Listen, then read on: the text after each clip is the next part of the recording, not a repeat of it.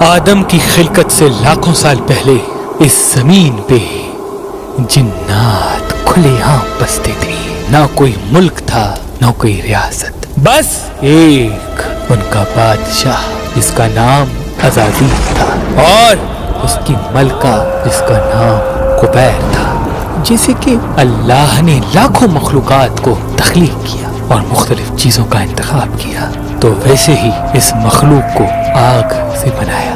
امام علی ابن ابی طالب علیہ السلام نے فرمایا کہ آگ کے 7 اقسام ہیں. اسست عام، وہ آگ جو انسان اپنی ضرورت کے لیے جلاتے ہیں. اب مراکش، وہ آگ جو خود کے وجود سے نہ ہو. افسفافو، وہ آگ جس سے روشنی آر پار ہو جائے. مکل متاما، وہ آگ جو پانی کی مثل ہو، اور اسی آگ کو علم نقالہ میں خون کہتے ہیں. دہم دہستا، سفید آگ. جستکم، دوزخ کی آگ. المدیناتو، وہ آگ جو راحت کا سبب ہو. اللہ نے جنات کو افسفافوں سے بنایا، وہ آگ جو روشنی کو نہیں روکتی. تبھی انسان کی آنکھ ان کو دیکھنے سے محروم ہے، کیونکہ انسان فقط ان چیزوں کو دیکھ سکتا ہے جو چیزیں روشنی کو روکتی ہیں. اللہ بہتر سے بہترین خلقت کرنے والا ہے، تو ویسے ہی جنات کے بھی اقسام تخلیق کر دیے. غزل دام، کہن دلام، مرام ماستت، بس پلاب، جگر مناتا.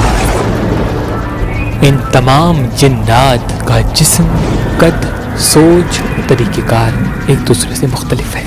غزل دام یہ کان سے محروم ہوتے ہیں اور فقط ایک آنکھ رکھتے ہیں، اور یہ آواز کو اپنی کھال سے محسوس کرتے ہیں. ان کا قد تقریباً 3 فٹ سے زیادہ نہیں ہوتا، اور جنات میں سے سب سے زیادہ ان کی تعداد پائی جاتی ہے. کہن دلام یہ نہ آنکھ رکھتے ہیں نہ کان، صرف ایک ناک رکھتے ہیں اور انسان کی مہک کو پسند کرتے ہیں. جو انسان زیادہ اداس رہتا ہے تو یہ ان کے قریب آ کے ان کے جسم کی گرمی کو محسوس کرتے رہتے ہیں اور پھر اس کے ساتھ رہنا شروع کر دیتے ہیں. ان کا قد بھی 3 فٹ سے زیادہ نہیں ہوتا. مرام ماستت، انہوں نے عزازیل کی آواز پہ لبیک کہہ کے انسان سے دشمنی مول لی، اور ان کے 5 کان، 3 آنکھیں ہوتی ہیں، اور ان کے ہاتھ پاؤں نہیں ہوتے. ان کی رفتار اتنی تیز ہوتی ہے کہ یہ ایک لمحے میں پوری زمین کا چکر لگا سکتے ہیں. ان کا رنگ سرخ ہوتا ہے اور ان کا قد 2 فٹ سے زیادہ نہیں ہوتا.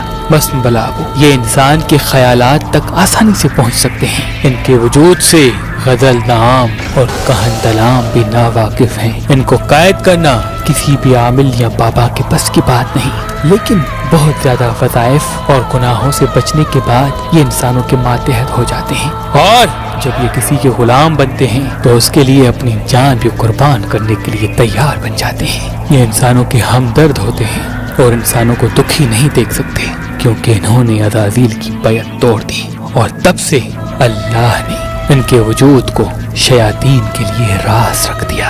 ان کو تیکھی اور کھٹی چیزوں کی خوشبو بہت پسند ہوتی ہے، تبھی مختلف عامل لیمو یا مرچ اپنے ساتھ رکھا کرتے ہیں، کیونکہ ان کے تبسط سے وہ اپنے علم کو بڑھاتے ہیں. جگر ممتاز یہ قبیلہ عزازیل سے ہیں، اور صرف 7 قسم کے ہی وجود اس زمین پہ موجود ہیں. ایک عزازیل، ایک قبیرہ، ایک بلابا جو عزازیل کا بڑا بیٹا ہے، ایک کفف جو عزازیل کا چھوٹا بیٹا ہے، ایک معافہ، ایک لباب اور ایک نقیق.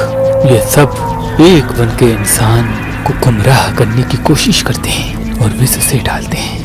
ان کا قد 12 فٹ، اور یہ سب عزازیل کی توہین کا بدلہ چاہتے ہیں اور مختلف جنات کو ڈرا کے ان سے کام لینے کی کوشش کرتے ہیں. انسانوں اور جنات کے بیچ میں دشمنی کا آغاز کچھ یوں ہوا کہ جنات کے راجہ عزازیل کو ایک غلط فہمی ہوا کرتی تھی کہ میں اس زمین پہ سب سے افضل ہوں. میں دن رات اپنی جبین کو سجدے میں رکھ کے اللہ کی عبادت کیا کرتا ہوں. وہ ہر سجدے کے ساتھ یہ دعا مانگتا تھا کہ اے اللہ، مجھے جنات میں سے وہ مقام دے جو جنوں میں سے پہلے کسی کو نہ ملا ہو. بس اس کی لاکھوں سال کی عبادت کے بعد اللہ نے اسے عرش عظیم پہ بلا لیا اور اپنے معتبر فرشتوں کے ساتھ رکھ دیا. عزازیل جب زمین پہ آتا تھا تو سب کو فخر سے کہتا تھا کہ مجھ جیسا اس زمین پہ کوئی نہیں. जो जिन हो के भी अर्श पे रहता है और फरिश्ते जिसको तस्लीम खम हो के सलाम करते हैं। वक्त गुजर ही रहा था कि अल्लाह ने इरादा किया कि अज़ाज़ील जमीन पे जाओ और जिन्नात पे ये हुक्म नाफिज करो कि उसका परवरदिगार आलम चाहता है कि वो जजीरों और वीरानों तक महदूद हो जाए।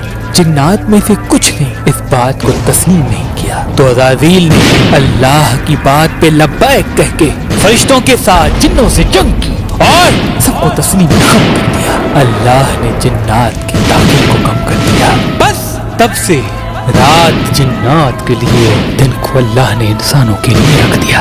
अज़ाज़ील इस गलत फहमी में था कि मैंने अल्लाह की इतनी इबादत की है, अल्लाह के हुक्म से जिन्नात से जंग की है, यकीनन ये जो मिट्टी की मखलूक है अल्लाह मुझे इस पे भी बरतरी देगा और ये मेरे मातहत रहेंगे। लेकिन अफसोस ऐसा हुआ नहीं। अल्लाह तकब्बुर को पसंद नहीं करता और अल्लाह ने कहा कि जब मैं आदम में रूह फूंकूं तो तमाम फरिश्ते सजदे में खम हो जाए। बस जब आदम अल्लाह के हुक्म से जिंदा हुआ फरिश्ते ये मौजज़ा देख के सब सजदे में चले गए, लेकिन अज़ाज़ील न गया और कहने लगा कि इस मिट्टी की क्या मजाल कि मैं इसे सजदा करूं, मैं तुझे सजदे करूंगा क्योंकि ये मिट्टी मुझसे पस्त है और मैं आग से बना हुआ हूँ। अल्लाह ने कहा मेरे हुक्म को झुटलाना तुझे मायूसी और जहन्नुम की तरफ लेके जाएगा। अज़ाज़ील ने कहा सजदा तेरे लिए है, इस मिट्टी को सजदा नहीं करूंगा। बस अल्लाह ने